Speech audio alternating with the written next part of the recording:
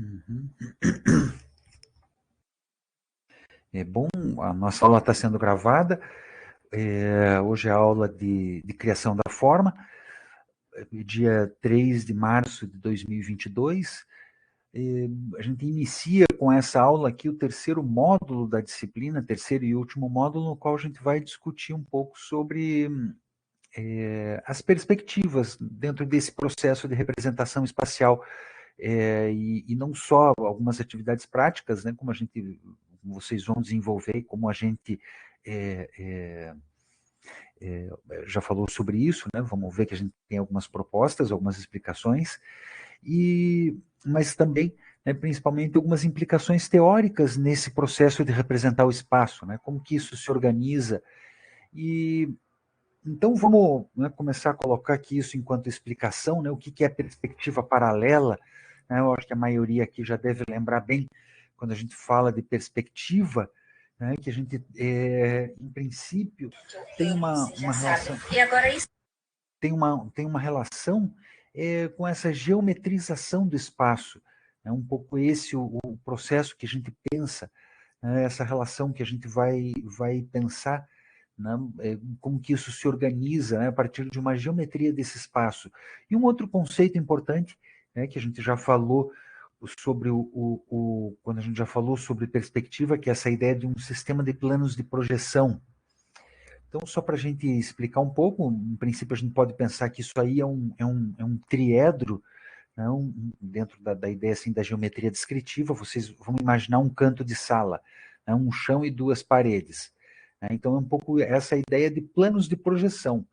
Né, um plano superior, um plano frontal, um plano lateral, pode ter uma vista lateral, pode ter vista inferior, né, e a gente rebatendo esses dois planos, né, vamos pensar assim, voltando aqui, a gente cortando, né, esse cantinho aqui, eu acho que vocês conseguem enxergar, vamos dizer, se a gente cortar essa quina aqui, abrir isso, desdobrar esse espaço, a gente resultaria nisso, né, no qual nós teríamos uma vista frontal, uma vista lateral, uma vista superior desse objeto, né, e ali o nosso espaço e essa localização desse objeto no espaço que projetaria ali a sua imagem, né, ou a sua projeção naquele plano imaginário.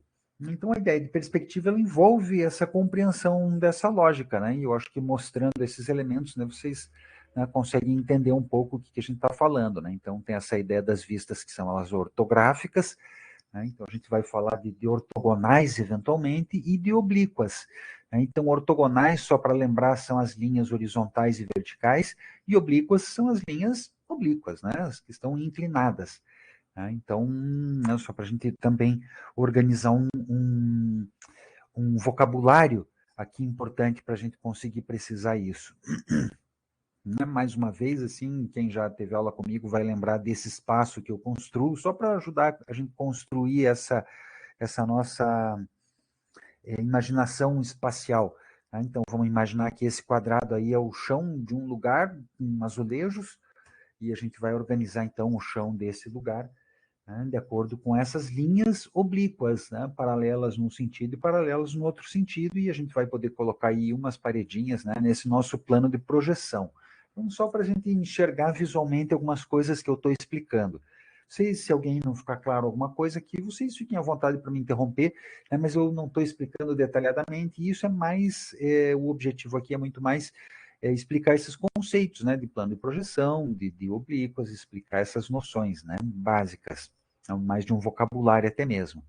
Então, vamos entender que a gente pode colocar aqui, e vamos entender que todo sistema de classificação é sempre um sistema de classificação, a gente pode criar outras formas de classificações, né? Nunca é uma regra fechada, mas vamos pensar que, de um modo geral, a gente pode pensar a perspectiva, né, naquilo que é chamado como perspectiva paralela ou cilíndrica. A gente vai encontrar definições diferentíssimas por aí, pessoas que falam perspectivas lineares para essas que são cônicas, e etc, mas vamos explicar a ideia, e aí o nome a gente depois vai conseguir entender quando a pessoa estiver explicando alguma coisa. Então, essas perspectivas paralelas, ou a gente chama também de cilíndricas, que elas se apoiam fundamentalmente na obliquidade, né, como a gente já vinha falando, e as perspectivas cônicas, que se apoiam fundamentalmente em obliquidade e convergência. né, que a gente já vai ver precisamente o que, que é isso.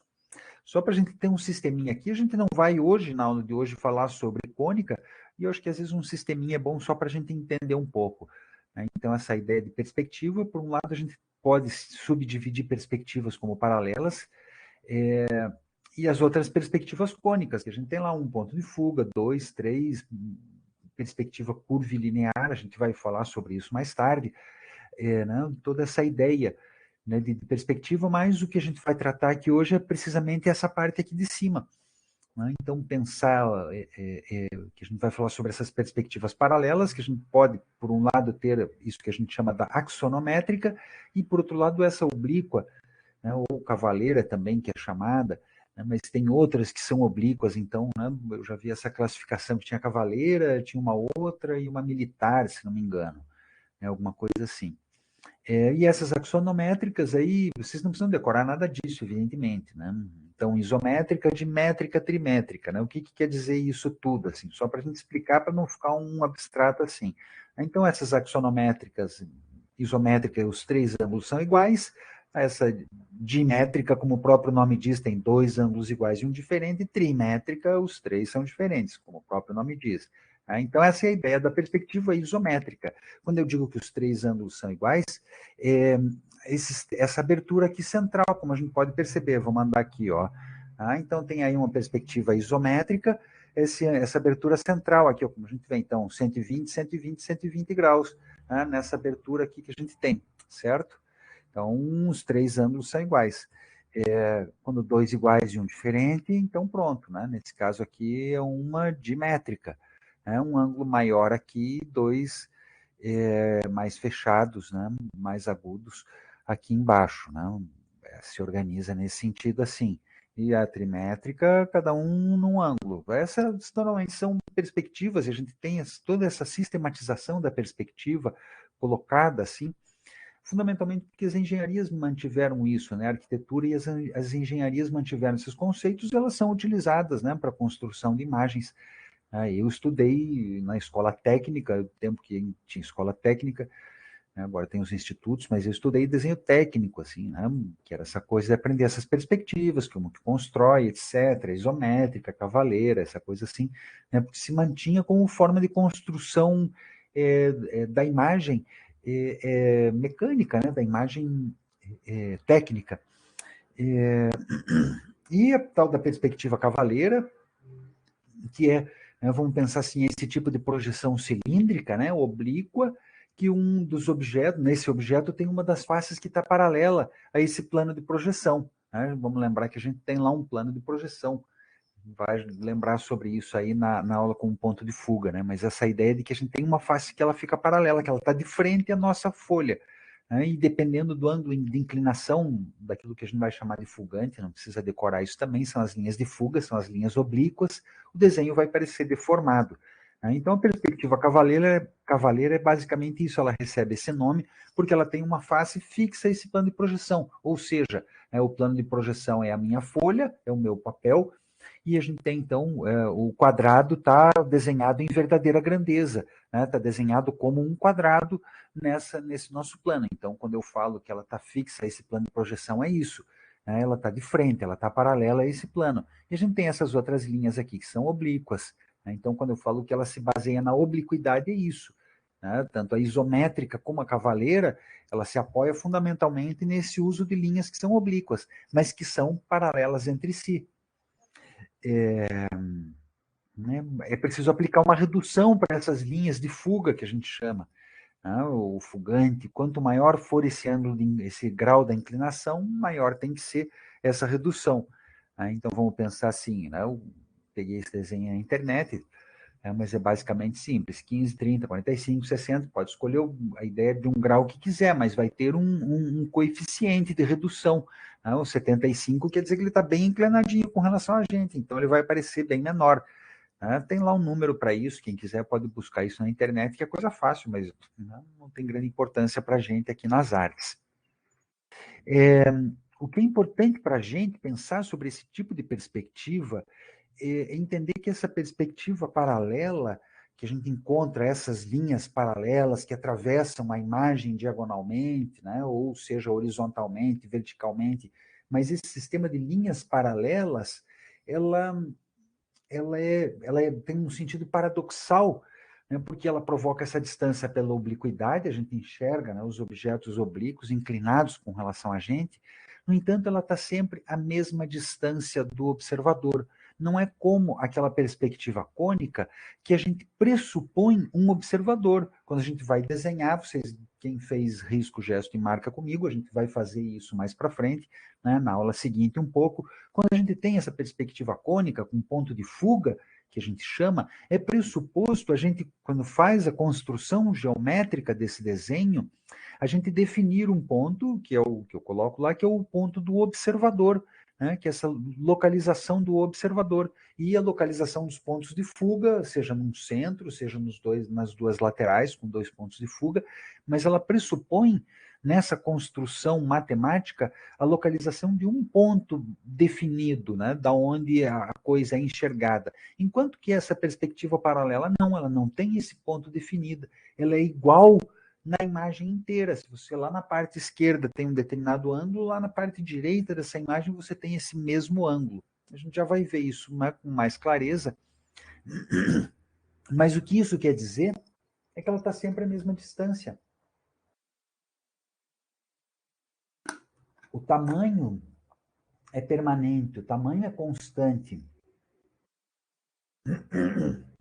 Isso dialoga, essa relação, né, dessa imagem, essa organização de imagem, a gente pega no Oriente, existe essa noção, né, de um contínuo descentralizado, que são essas imagens das quais eu estou falando, né, que se relaciona, que dialoga com essas filosofias que são o taoísta ou zen. Existe uma distinção em inglês, e que acaba se tornando uma discussão filosófica, né, que é entre gaze e glance, né, que o gaze seria essa redução, né, do corpo para um ponto singular, para um ponto específico. É um ato que vai estar né, olhando, supõe essa localização desse observador em um ponto específico. Desculpem.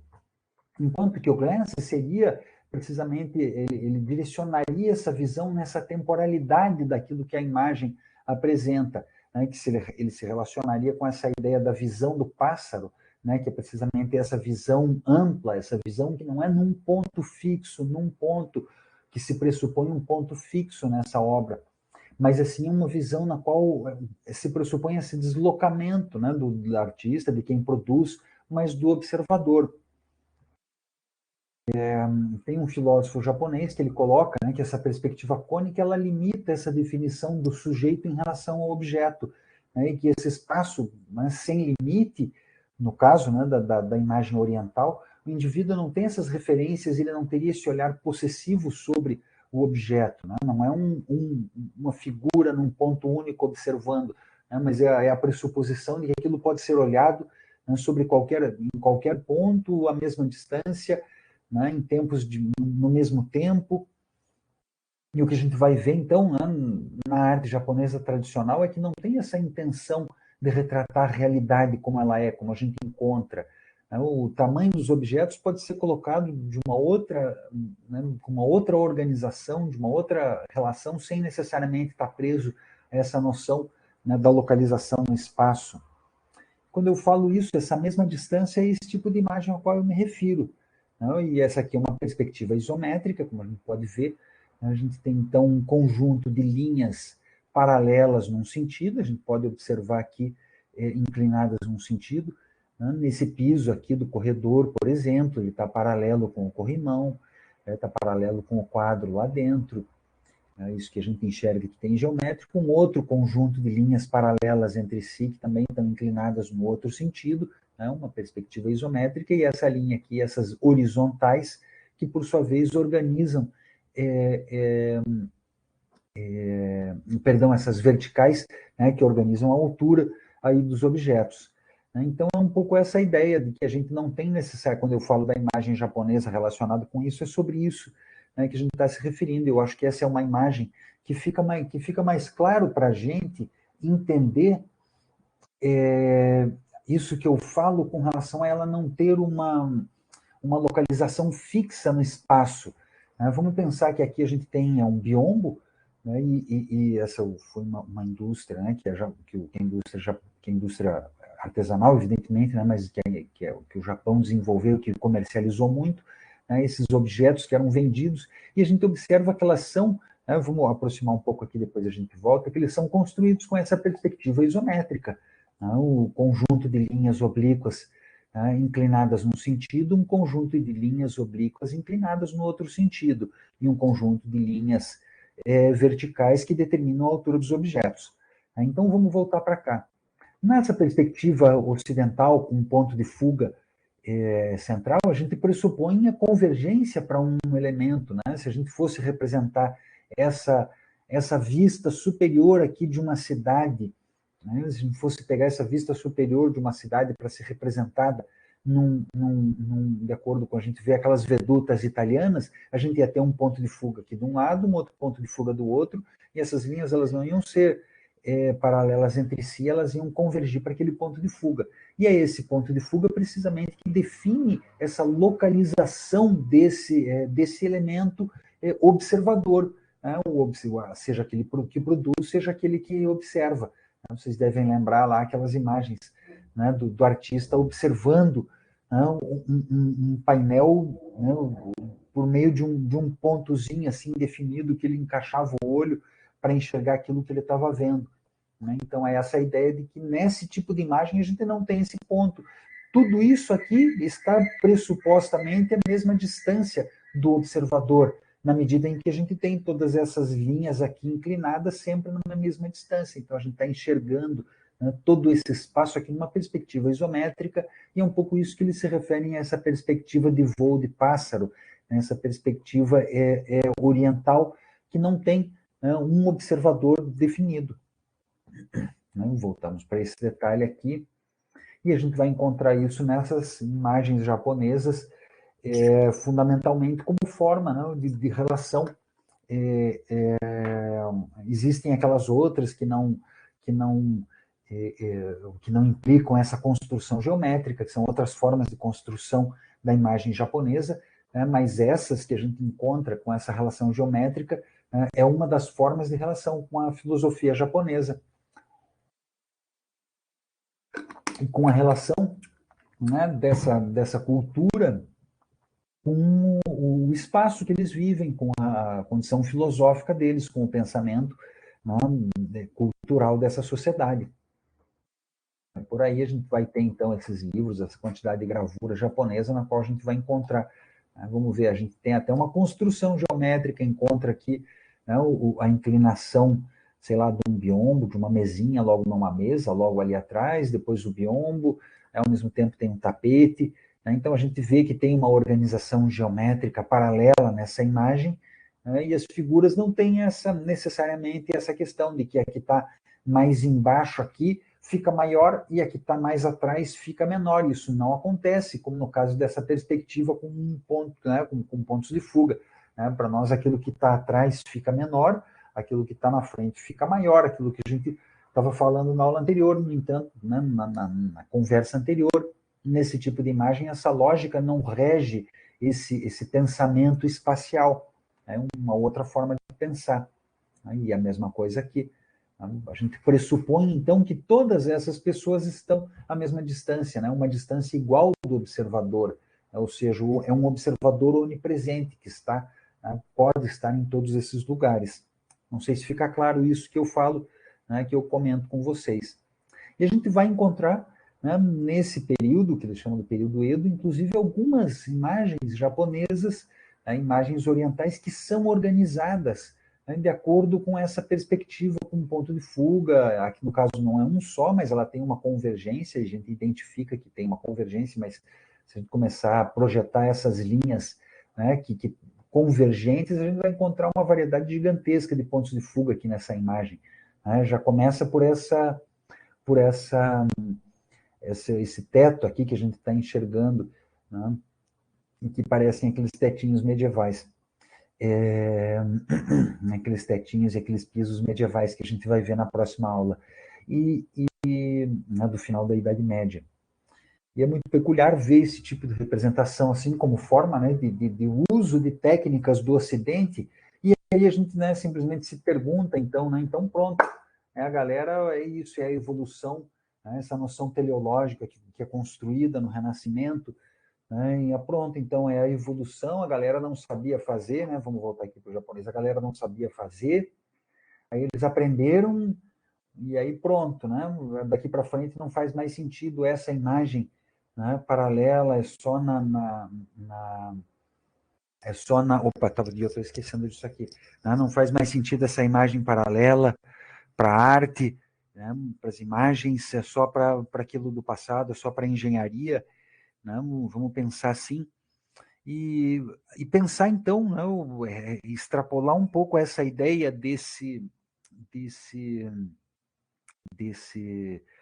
dessa noção de espaço, né, para entender, para compreender na nossa realidade essa ideia de um espaço infinito, constante, homogêneo e matemático, né, que é esse espaço perspéctico que a gente está compreendendo assim, né, um espaço, né, constante, que é homogêneo, que é igual, que é matemático, que é preciso, que é diferente disso que a gente vai colocar, que a gente pode chamar de espaço psicofisiológico, né, que é um pouco esse espaço que a gente percebe.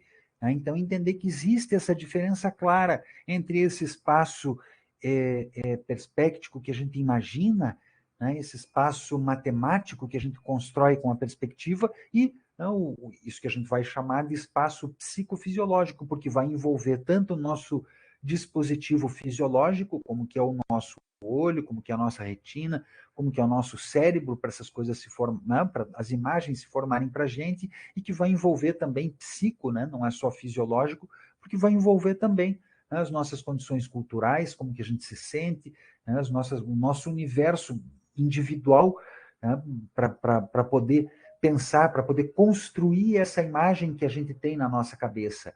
Né? Então, entender que existe essa diferença, ela é fundamental.